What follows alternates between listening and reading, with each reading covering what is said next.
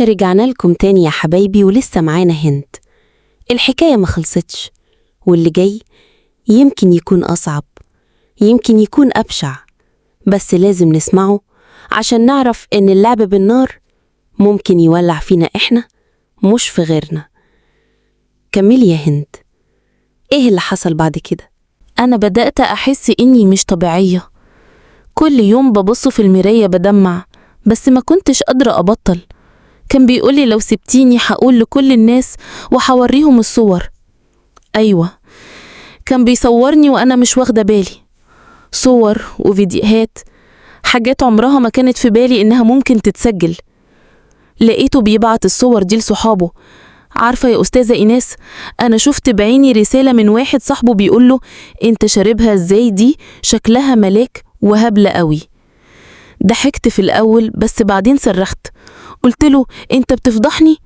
رد عليا بكل برود: أهو عشان تعرفي قيمتي. أنا هربت يومها، قفلت تليفوني وغيرت رقمي ورحت لأب اعتراف كبير في بلدنا، وفضلت أعيط. قررت أقول لأهلي، بس قبل ما أقول لهم كان أخويا وصل له كل حاجة عن طريق واحد صاحبه.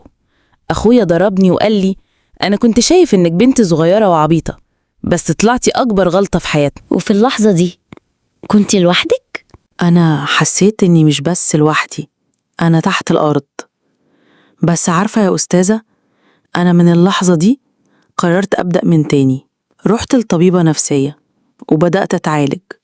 بطلت أفتح سوشيال ميديا وقطعت علاقتي بكل الناس اللي ليا علاقات بيهم من ورا ظهري، ورجعت لربنا كل يوم أبكي وأقول له: أنا أسفة، سامحني.